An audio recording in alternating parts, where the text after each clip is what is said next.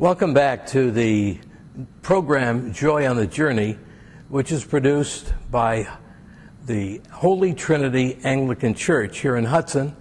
And our co-host, as always, the Reverend Dr. Joe Boycel. Joe, it's good to have you back.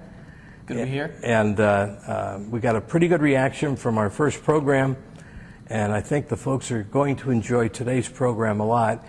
But before we get into the subject matter of this week or this month, let's talk about anything that's going on in the church in August that we'd like the folks to know about. Well, there's always a lot going on here, but particularly we're having a picnic at the end of the month on the 29th. The details aren't quite firmed up onto what park we're going to be at, probably Hudson Springs. And the best thing to do would be to check the website for further details, but that'll be a big thing. We're going to have it during our morning worship service at 10 o'clock, so we'll have worship at the park and then a picnic that'll follow. Last month, I promised our viewers that we'd learn a little bit more about Joe and Abby Boycel and their boys. And I thought that would be a good subject matter for this morning before we get into some music and the message. Not too long ago, you did a sermon. You told a wonderful story about how you first met your wife, Abby. Tell us that. Well, it's a kind of funny story, actually. I was in high school. Abby and I were high school sweethearts, and I met her while I was working at a grocery store. In the Columbus area, they had these stores called Big Bear, and I was a checkout clerk at the Big Bear, and I ran a cash register. And that's where I met her. She came through my line, and I saw her. She was perhaps a person or two back, and then she came up, and I trying to think to myself, what in the world was I going to ask this girl? And so I asked her, what would you do if to get your change? And she says, well, what do you want? And I said, well, I don't know. How about your name? And so she told me her name, and I gave her a change, and she went out the door, and then I thought to myself, well, how am I ever going to find this girl? All I knew was her first name, and so it was a big research project for me then to hunt her down, but I eventually did, and we became friends, and then boyfriend and girlfriend, and then we were engaged, and we got married, and shortly after high school. So you were still in high school when you first met her, working in the store. How long from that first meeting until when you finally hunted her down and asked her out for a date? Oh, I was on the hunt that evening. I knew what school she went to because there were two high schools in our town. We grew up in Springfield, Ohio, near Dayton, and she wore a North shirt, and I went to South High.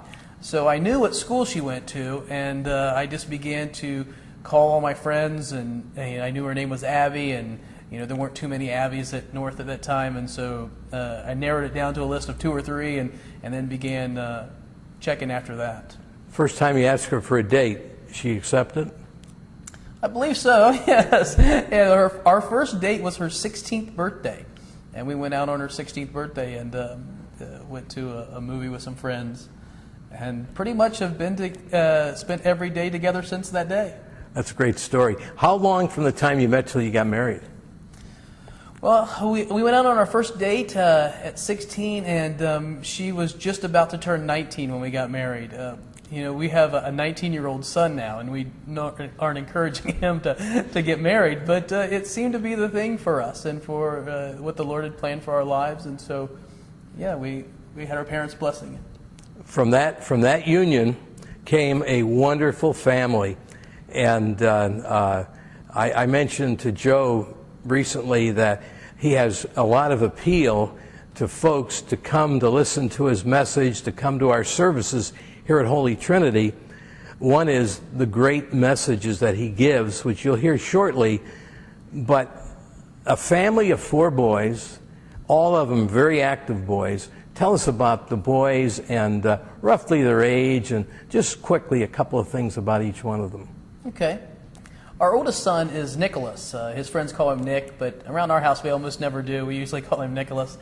He's 19, and he's a college student at Berea College in Kentucky. He active in all sorts of things in high school. He was a wrestler and cross-country runner and played soccer. And he's doing really well. He's getting ready to start his sophomore year of college. As I said, he's 19 now. Then we have a 16-year-old who's a student at Hudson High School. His name is Zachary. And Zachary loves to skateboard. He's also been a wrestler in the past and involved in other kind of sporting events. But mostly now it's skateboarding. That's his main thing. Then our son Benjamin is 12, and he's a student at Hudson Middle School. And Benjamin he's into everything, all sorts of friends and athletics. He plays baseball and was on the Little League World Series team here in Hudson. He wrestles, and last year went to the OAC state tournament. It did really well in that, and he also plays soccer. So he's a three-sport kid. And then his youngest brother, our youngest son, Dietrich, is 10 years old, and he also goes to school here in Hudson. Obviously, goes to Eastwoods, and will be in the 5th grade this year. He's a three-sport player, just like his brother Benjamin. So he plays, he wrestles, was a state placer, came 4th in the state a couple years ago. He plays soccer and baseball and loves all of them.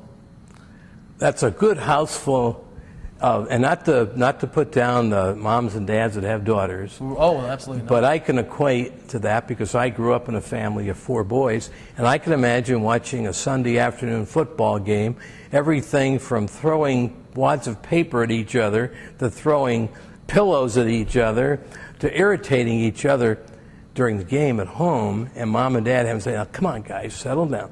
But once they leave the house, they're a unit, aren't they? Yeah, they are. Yes, Yeah, they're together. yeah. I think of my wife. She'll look forward to that day when a grandchild comes along, and hopefully it's a girl, so there'll be some pink and lace and that sort of stuff around our house, because it's been ball gloves and tennis shoes and that sort of thing for a long time. On the other hand, as I think I mentioned to Abby once, she is the queen of the home. Oh, no question. There is no doubt that she's the most important person in that home. Oh, I think that's for sure. And I know she runs around a lot with these kids and does a lot for them. Well, listen, there's a lot of things we want to talk about the Boycels, but we would not be able to fit it all in one segment. So later on in the fall, we'll talk about some of the churches you served and as your career has grown, including getting your PhD and some of those things. I have a Doctor of Ministry degree, a D-Min. Okay, so it's different than what I would call a PhD. Right, it's a degree for pastors in ministry, right? Well, to me, you're a PhD. We'll talk about that. Yeah, well, you get ready for your message.